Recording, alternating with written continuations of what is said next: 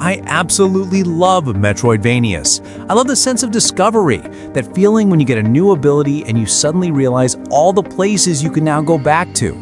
It's like the entire world just folds open. And if you're anything like me, and I suspect a lot of you are, you'll regret not playing these games earlier. And please, just a heads up, these games are in no specific order. This is not a ranked list, just a collection of 15 games that you just gotta play.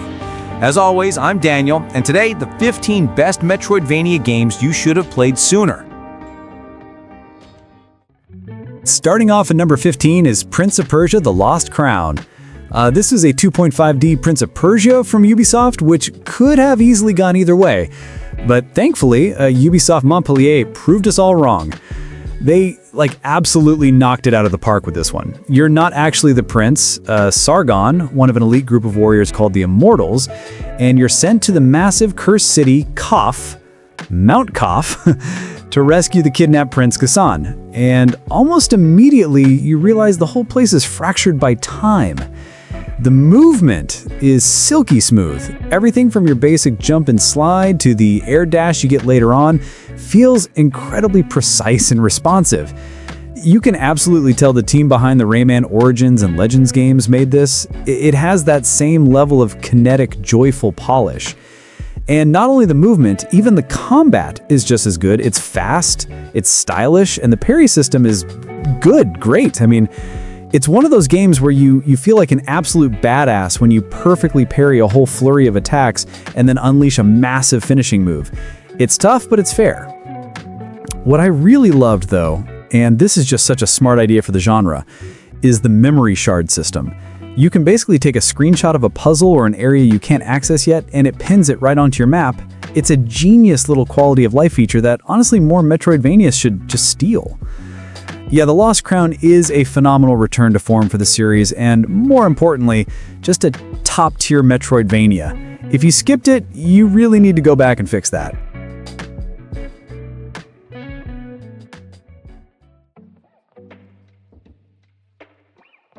At number 14 is Ender Magnolia: Bloom in the Mist. So if you played Ender Lilies, first of all, great game, you're gonna feel at home here. This is the sequel, and it honestly builds on everything that made the first game cool. If you haven't, well, you're in for a treat. The Land of Fumes, a place where a toxic vapor has driven these artificial life forms called homunculi to madness. You play as Lilac, she's an attuner, and her job is to purify the souls of these homunculi, and in the process, uncover the secrets of what went so wrong. Much like the first game, this one also has this really unique hook. You don't directly attack enemies yourself. Instead, when you defeat and purify the bosses and mini-bosses, you recruit their spirits to fight for you. So you might have one spirit that acts as your main quick sword slash, another that's a big, heavy shield breaker, and a third that maybe lobs projectiles from a distance. The real fun comes from experimenting with these loadouts. You can equip up to 4 at a time, and finding combinations that just melt enemies is cool. The exploration is exactly what you want from the genre. You get a new ability, a little light bulb goes off in your head, and you immediately know the 3 or 4 places on the map you can now unlock. Now, it is worth noting that the game is currently in early access, I think, so it's not totally finished just yet, but what's already there is remarkably polished. The foundation is rock solid, the art style is stunningly beautiful in that melancholic way, and I just have to appreciate everything about the game. Even the soundtrack is just haunting. Seriously, even in an unfinished state, it's one of the best Metroidvanias you can play right now. An absolute must-play for any fan of the genre.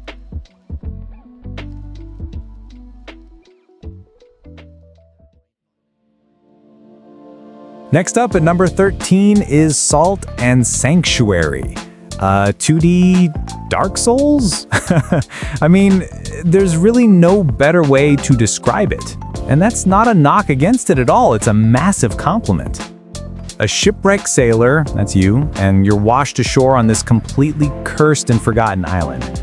Your immediate goal is to find the princess you were escorting, but very quickly it just becomes about survival, crawling with these grotesque, horrible monsters. It's heavy. Every swing of your sword, every block with your shield, every desperate dodge roll, it all consumes stamina. You can't just go in windmilling your sword around, you'll be out of breath and dead in seconds. It forces you to be methodical, to learn enemy attack patterns, and to pick your shots carefully. But underneath that Souls-like skin, it is a pure, classic Metroidvania. You're exploring this huge, sprawling, and honestly, pretty oppressive island.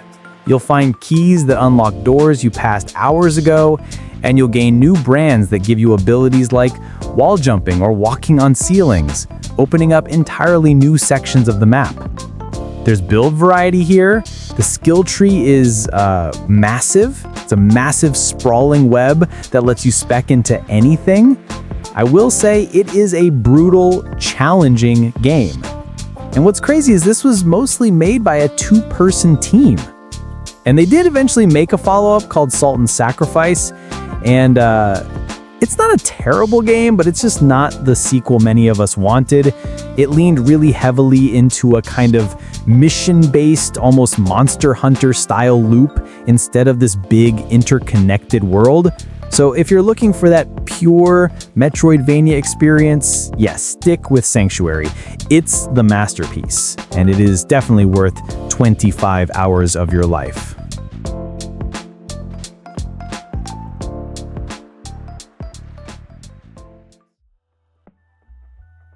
And number 12 is Moonscars. This is in terms of visuals, kind of looking Blasphemous game. It's got that same gorgeous but grim pixel art style, that very bleak, gothic, and brutal aesthetic. So in this, you play as a warrior, Grey Irma.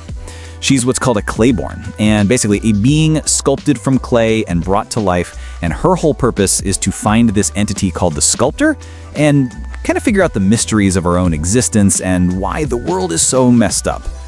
The combat is aggressive. You've got your main weapon, a parry that is just vital to master, and a bunch of special weapons and spells, or witchery as the game calls them, that you can find and equip. It's one of those games where you're constantly on your toes, dodging and weaving, looking for that opening. And it feels so good when you perfectly time a parry and unleash a devastating counter. But it has this really cool and honestly kind of cruel mechanic that I love. The save points are these dark mirrors, and every time you use one to, set a new checkpoint, it spawns an evil doppelganger of you right there. You actually have to fight and kill your own clone to get your special weapon back for that run. It's brutal, and it adds this whole other layer of risk to just trying to save your game. Look, this is a punishing game. It will absolutely test your patience, but if you clicked with the visuals and the challenge of a game like Blasphemous, and you want something that adds its own dark, clever twists to the formula, then Moonscars is one you definitely need to check out.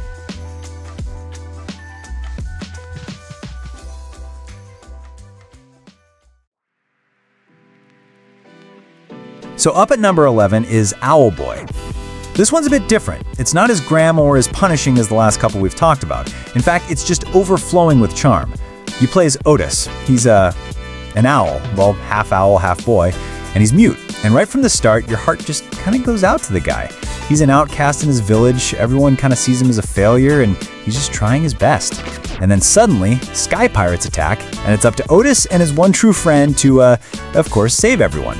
And the core of the game is flight, but Otis can't really fight on his own. What he can do is carry his friends. So you'll pick up your buddy Getty, who has a blaster, and he becomes your weapon. You're flying and dodging while he's shooting. As you explore, you'll find other companions with different abilities. One might have a shotgun for breaking rocks. Another might, grapple onto things. And you're constantly swapping them out to solve puzzles and fight different enemies. It makes the exploration really dynamic. Now, what's absolutely legendary about Owlboy is its development. This game took nearly a decade to make, and you can feel that love and that painstaking effort in every single pixel. The art is, just look at it. It's some of the most beautiful pixel art ever created. It's a very heartfelt, very emotional story about overcoming self-doubt. And I really didn't talk about the story, but just know the story is the kind of one that will really stick with you.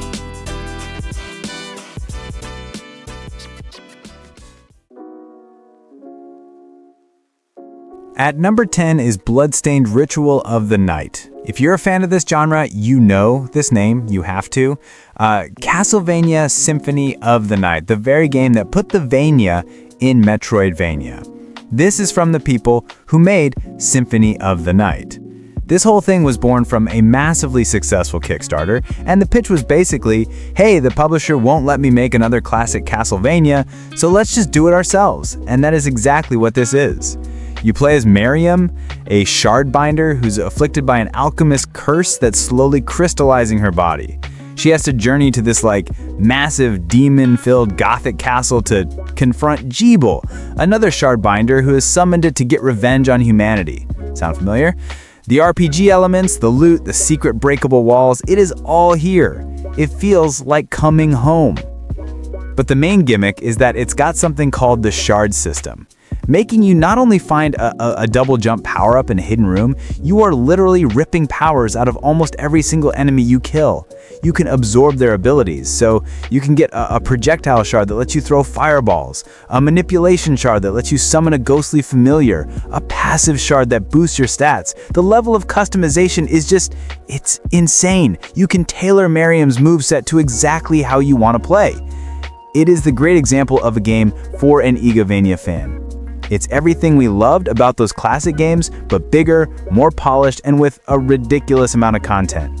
If you've ever had even a passing fondness for Symphony of the Night, playing this is not a suggestion.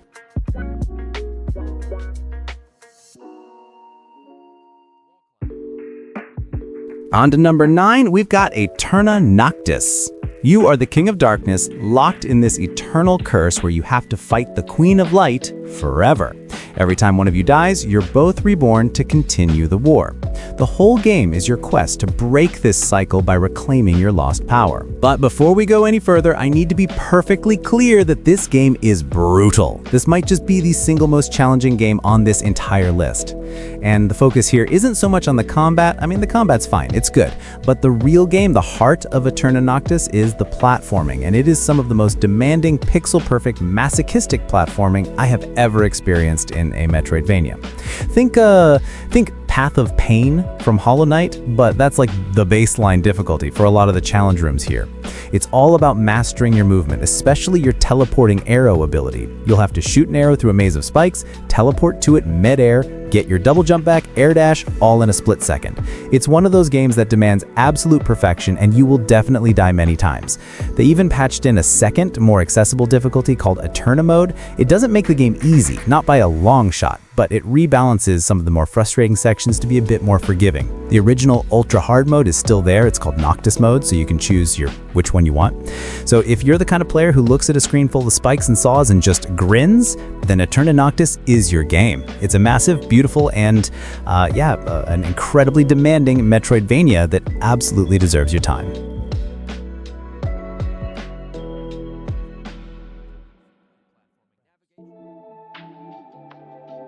So moving on to number 8 is Nine Souls. Now this is one that I feel like it kind of flew under the radar for a lot of people, or maybe if not a lot, but for some Metroidvania fans out there at least. And that is a criminal shame because this game is incredible. Tau Punk, a blend of Taoist mythology with gritty cyberpunk aesthetics, and that's apparently what they call it. Revenge. The story is a quest for revenge. Yi, a long-forgotten hero, and you're out to slay the Nine Souls, the tyrannical rulers of this really fascinating world. Imagine Sekiro, but in 2D. The combat is not about mashing an attack button and chipping away at a health bar. It is all about deflection. Of course, it being like Sekiro, you have to learn enemy attack patterns and perfectly time your parries to deflect their blows. Doing this builds up their chi gauge, basically a posture bar, and once you break it, you can unleash incredibly satisfying finishing move. It's this beautiful rhythmic dance of clashing blades. Red Candle Games. Yeah, the same people who made the phenomenal and frankly terrifying horror games Detention and Devotion. So yeah, maybe because of that genre shift, or maybe it just got lost in the shuffle, but Nine Souls is a game that often gets overlooked. Seriously, do not sleep on this one. It's a masterpiece. Which of these games is your favorite so far? Please let me know down in the comments. I'm genuinely curious to see what you guys are thinking. And hey, while you're down there, if you are enjoying this video, please make sure to like, comment, and subscribe. It helps a ton, because more great games are coming up.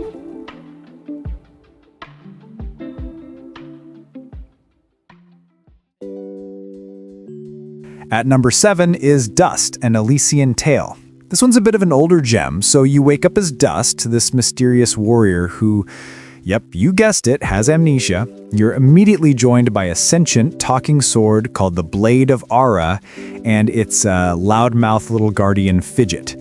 The three of you set off on this big adventure to uncover Dust's past and save a village of Moonbloods from a dark general.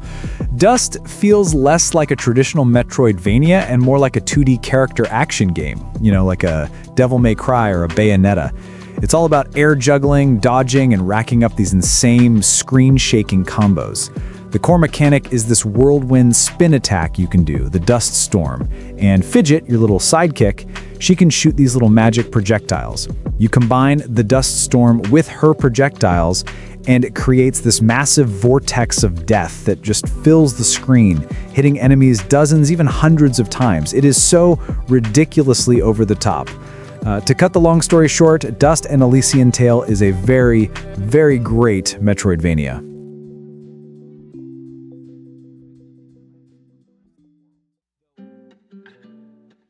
At number 6 is Blasphemous. If you've been watching my videos for a while now, you know I actually prefer Blasphemous 1 to the sequel. And I know, this second one has more weapon variety, smoother movement, and it's a great game, don't get me wrong.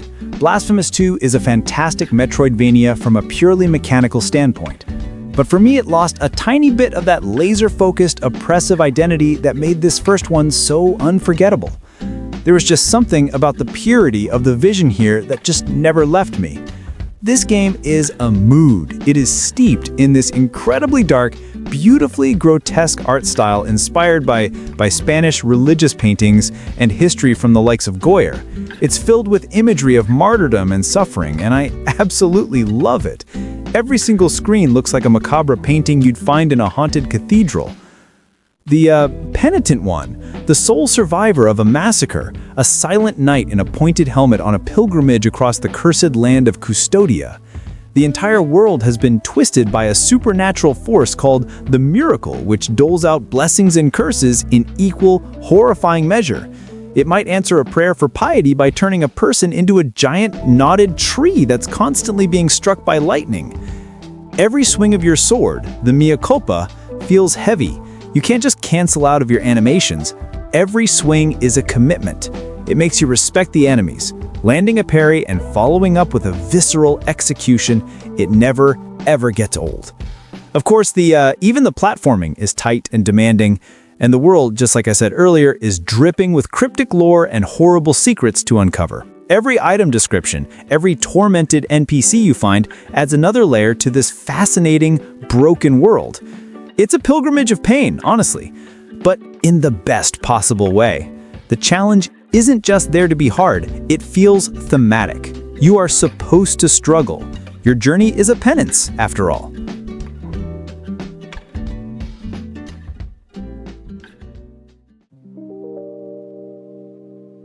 At number 5 is Yoku's Island Express. You play as Yoku, a tiny little dung beetle who's just arrived on the tropical Mokumana Island to take over as the new postman.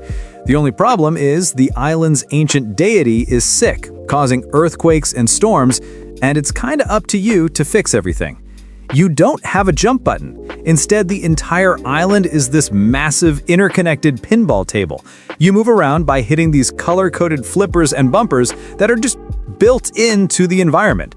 You'll launch yourself up massive ramps, spiral through underground tunnels, and bounce off of flowers to get around. The Metroidvania progression, then, isn't about finding a double jump, it's about finding an ability that lets you, say, dive underwater, which opens up a whole new water-themed pinball section that connects back to an earlier area.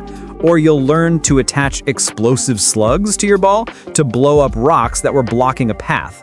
It is just so clever. And the whole vibe of the game is pure joy. It is impossible to play this game without a big grin on your face. It's vibrant, the characters are adorable, and the music is so catchy and chill. There's no heavy combat, no oppressive atmosphere. It's just you, your ball, and this big, beautiful island playground. It is one of the most creative, most wholesome, and just plain fun takes on the genre I have ever played. If the idea of a chill pinball adventure sounds even remotely interesting to you, you will absolutely adore this.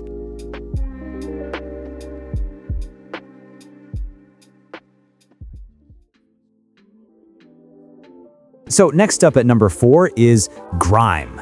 This one is kind of weird. You play as this chiseled walking stone vessel, but your head is a literal black hole. You just kind of spontaneously form in this surreal, broken world made of rock and sinew, and you have absolutely no idea who you are or what's going on. And that black hole head is not for looks. It is the central mechanic of the entire game. It's your parry, but it's so much more than that. When an enemy attacks, if you time your absorb ability just right as the hit lands, you literally suck the attack into the void on your shoulders. And this is the brilliant part. Doing this doesn't just negate the damage, it shatters the enemy's defense. It can heal you, and it gives you a resource to power your abilities. But even better, if you absorb enough of a specific type of enemy, you unlock their unique trait as a permanent passive upgrade for yourself. So you are building your character by consuming the world and its inhabitants. It is cool. And it's cool and a unique progression system. The combat itself is very weighty and deliberate, just like most games on this list. It's another one with that Souls-like feel, where every swing is a commitment. You get all these bizarre weapons made of stone and bones, centipede whips, giant axes, paired stone fists, and finding one that clicks with you is it's awesome.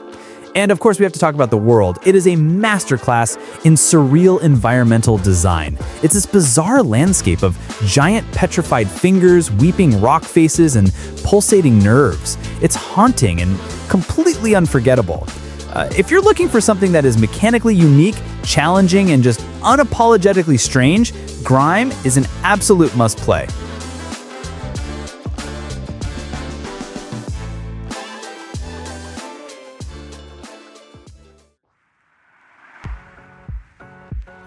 At number 3 is The Last Faith. We called Salt and Sanctuary 2D Dark Souls. We called Nine Souls 2D Sekiro. Well, this is 2D Bloodborne. Eric, a man with no memory of his past, who's caught in the middle of a horrifying plague that's turning the people of the once great city of Mithrangal into ravenous, horrifying beasts. He himself is afflicted with some kind of wasting disease, and his mind is slowly deteriorating. He's on a desperate, brutal race against time to confront the hidden sources of this corruption and hopefully find a cure before he loses himself completely. The whole system revolves around this beautiful marriage of melee and ranged combat. You have a whole arsenal of swords, great swords, axes, and scythes for your main hand, each with their own moveset, but in your offhand, you have firearms. And just like in Bloodborne, the guns aren't really for doing damage from a distance. You also get access to a whole suite of elemental spells and dark incantations, allowing you to build Eric into exactly the kind of hunter you want to be. The world itself is this stunningly realized gothic horror cityscape. It's all towering, decrepit cathedrals with moonlight streaming through shattered stained glass windows, mist-shrouded alleyways, and horrifying laboratories filled with failed experiments. Honestly, it gives a game like Blasphemous a real run for its money in the art department, trading that Spanish religious iconography for a more Victorian, cosmic horror vibe. And it's not that The Last Faith reinvents the wheel. No, it doesn't. It's just an absolutely phenomenal love letter to the grim, aggressive side of the genre.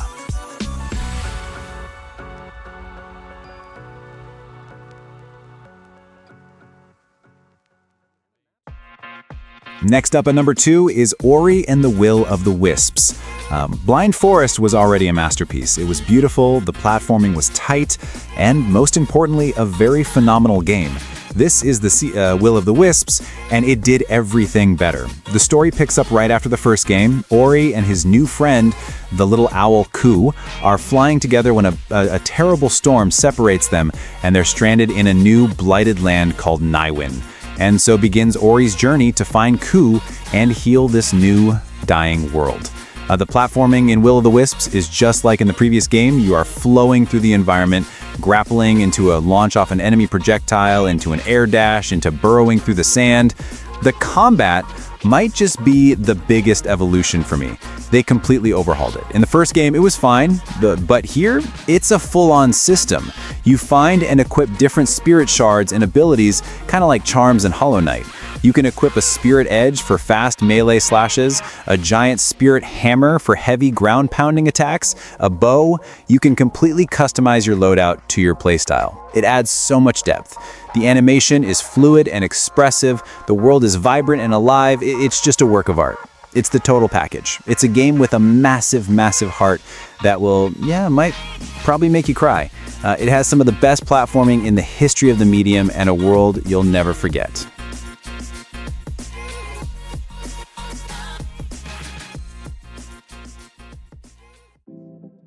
And finally, at number 1, just has to be Hollow Knight Silksong. This time, you're not playing as the stoic little knight. You are Hornet, the princess protector of Hallownest. And right from the start, she feels incredible. She is faster, she's more acrobatic, she is more vocal. She has a completely different feel. Where the knight was grounded and deliberate, Hornet is kind of like a dancer. She zips through the air, using her silk abilities to grapple and swing. The movement is just on a whole other level. The premise is that Hornet has been captured and brought to a new, unfamiliar land, the haunted kingdom of Farloom. Your goal is to ascend to the kingdom's shining citadel, uncovering the mysteries of why you are brought here and what curse has befallen this new land. Farloom is just as vast and just as dense with secrets as Hallownest was, but it's so much more vibrant. You're not just descending into darkness, you're climbing into the light through these incredible, varied biomes. The core gameplay loop is still that perfect Metroidvania formula, but everything has been expanded. Instead of charms, Hornet uses a crafting system, combining materials you find to create new tools, weapons, and traps. It adds this amazing layer of preparation and strategy to encounters. After years of waiting, years of memes, and what the community rightly called Silksanity, the hype for this game was it was impossible. Somehow, Team Cherry did it. They delivered a game that respects the legacy of the original while pushing every single mechanic forward in new and exciting ways. It is a stunning, sprawling, and masterpiece of a sequel. If you enjoyed this video, make sure to leave a like, subscribe, and also turn on the notification. Lastly, don't forget to drink water and get some sun. Thanks for watching, and I'll see you next time.